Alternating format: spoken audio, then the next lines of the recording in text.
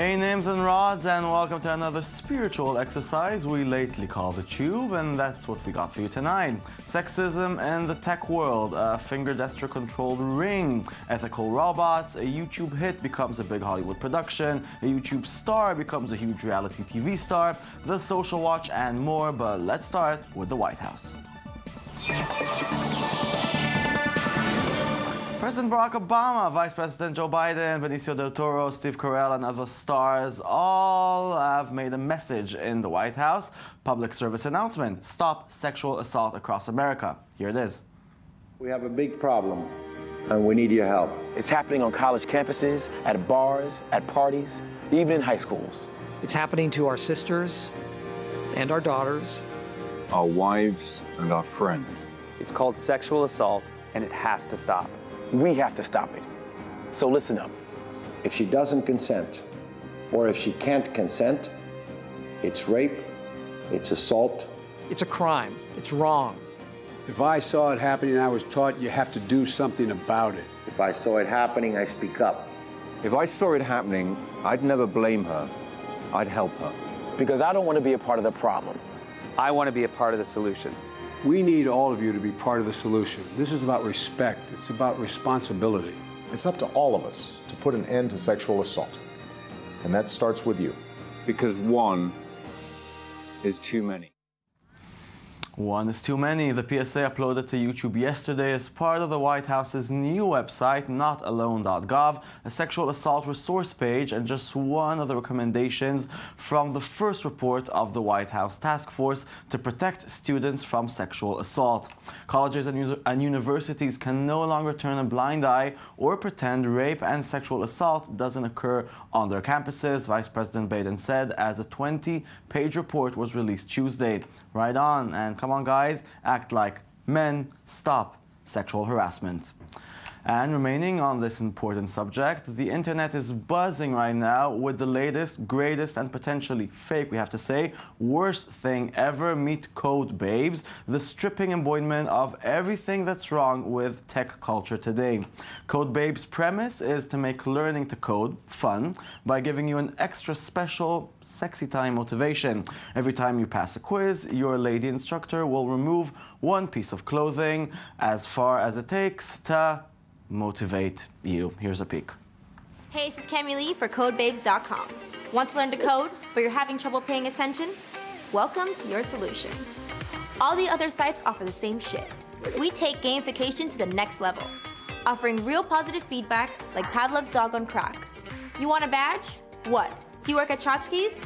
Do you need more flair or something? We've developed a revolutionary learning program that leverages sexual desire and turns it into the most powerful learning mechanism ever known to mankind. Babes in Code. You watch the lesson, absorb the info, pass the quiz, and your instructor removes one piece of clothing. How much clothing, you ask? Enough to motivate you. But let's not get carried away here. We're an education site. So join a couple ridiculously hot code babes and start your web development career today. Or just watch for the entertainment value. Yeah, sexism is already a huge issue in tech companies across the board. And even as a joke, a site like this is widely alienating to women, particularly in a community that can't afford to push them out more than it already has. This is surely something we need to discuss. So with us in the studio is Yaron Tenbrink, the Tube's chief editor. Hello. Hi. So you're not going to sign up to this website? Definitely not, although I kind of want to learn programming and coding, but that's definitely not the way. There's a lot of talk lately about sexism in Silicon Valley. Code Babes is not any different. Can you elaborate? Yeah, you know, Code Babes is just like a really extreme and stupid idea. We've seen before, you know, naked news. People read the news and get naked. So it's kind of on the same dumb scale.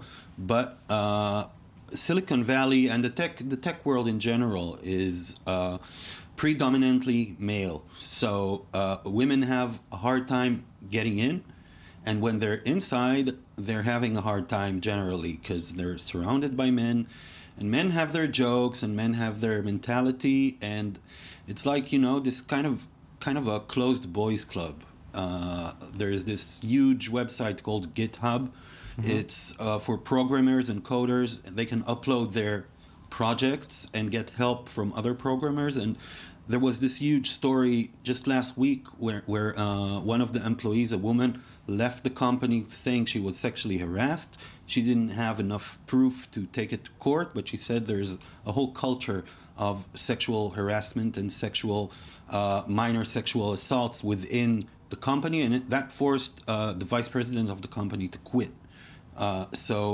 And I don't think it's a rare story. I think it happens all the time in big tech companies, small tech companies. It's a problem that the tech world has to start acknowledging. And do you think it's starting to acknowledge? I mean, can you see the tech world becoming 50-50 men, women? Not anytime soon, no. How come? Well, first of all, because if you take a look in universities, people studying programming and coding are men. Not a lot of women go there. I don't know why, but the industry is not taking active steps to make women want to be part of it. So again, it's this kind of boys' club, and women are allowed, but on very certain terms. And I think it's a problem that is not being acknowledged, that is not getting solved anytime soon. I think that's the thing with closed clubs, that the critique needs to come from the outside.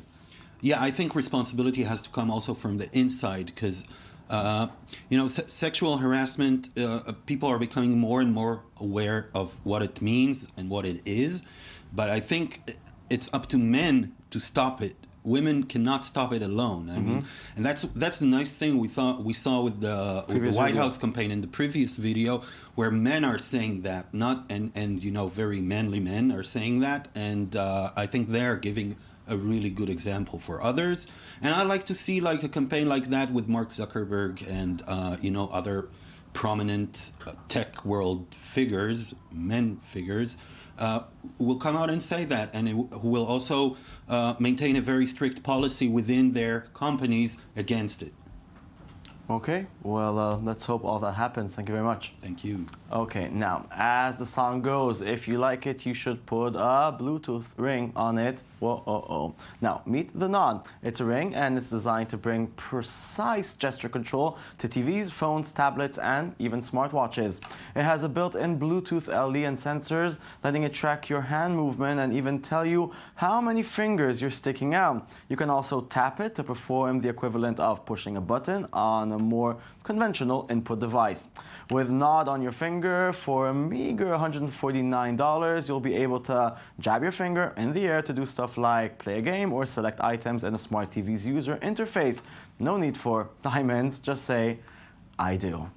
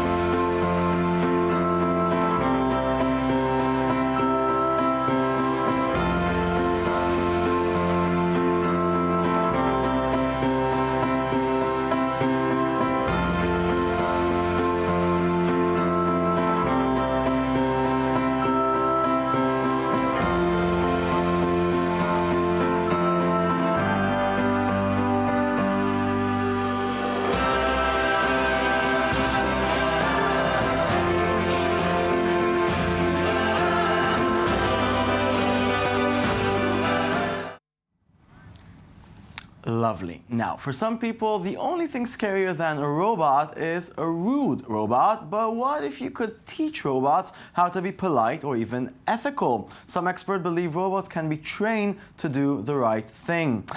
Jong Moon has been working on developing robots that know right from wrong and can act accordingly. She's focused in particular on what she calls robot ethics. Moon and a team from the Open Robot Ethics Initiative recently designed an ethical challenge using a robot, an elevator, and some patient humans with an urgent message they need to deliver.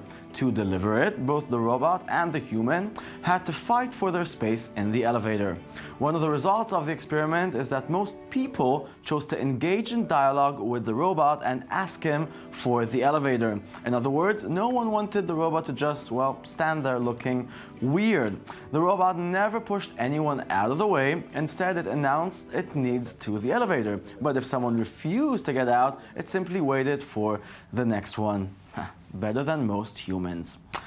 The brilliant short film Pixels kind of blew up on the web when it was released in 2010. 4 years later, Sony is planning to breathe new life into the homage to old school gaming by turning it into a feature-length Adam Sandler hit.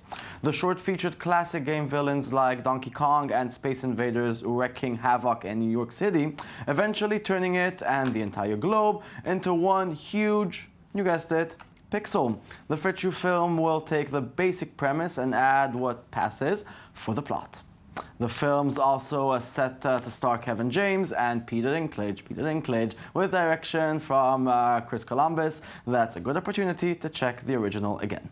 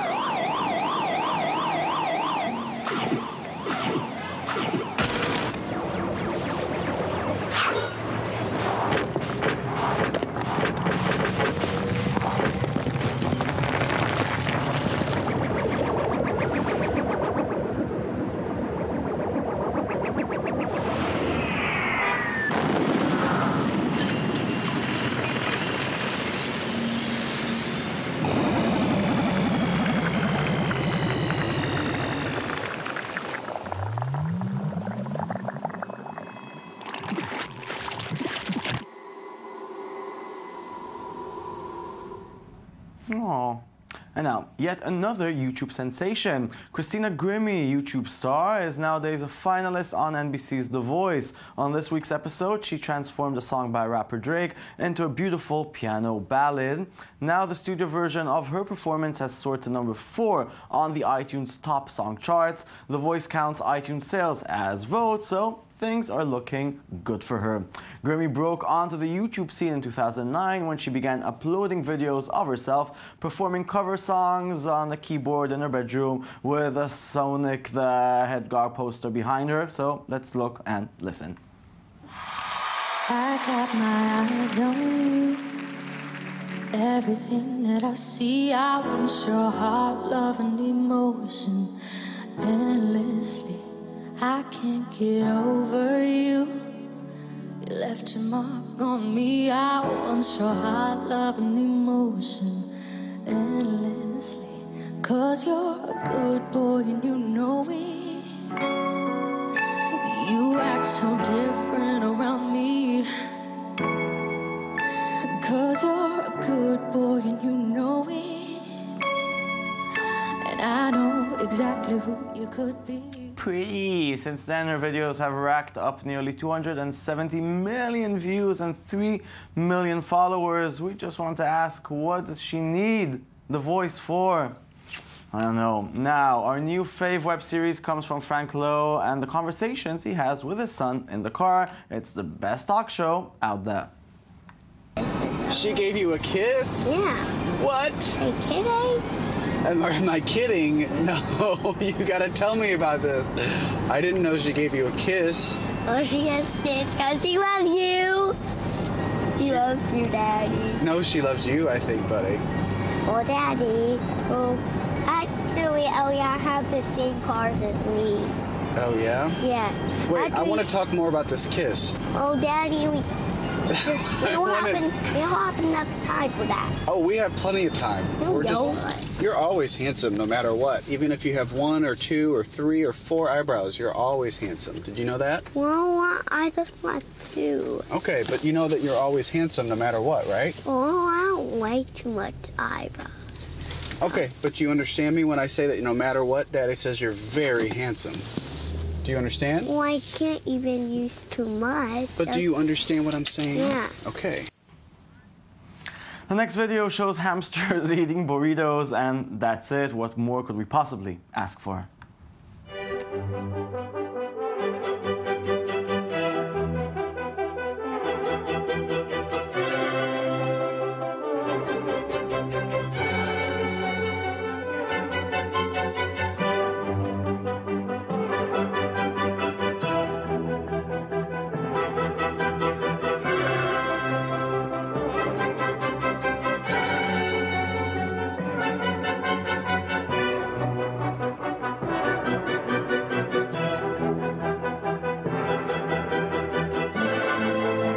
That's it, another show is over. Thanks for watching, thanks for logging to our Twitter and our Tumblr. It's as always the 224. Until tomorrow, if you're feeling a bit lonely and you want some warm quote from a warm guy, a hot guy, just listen to what Ryan Gosling had to say. I love being Canadian. I think growing up in Canada gives you a world perspective that I certainly enjoyed. Ryan Gosling, bye.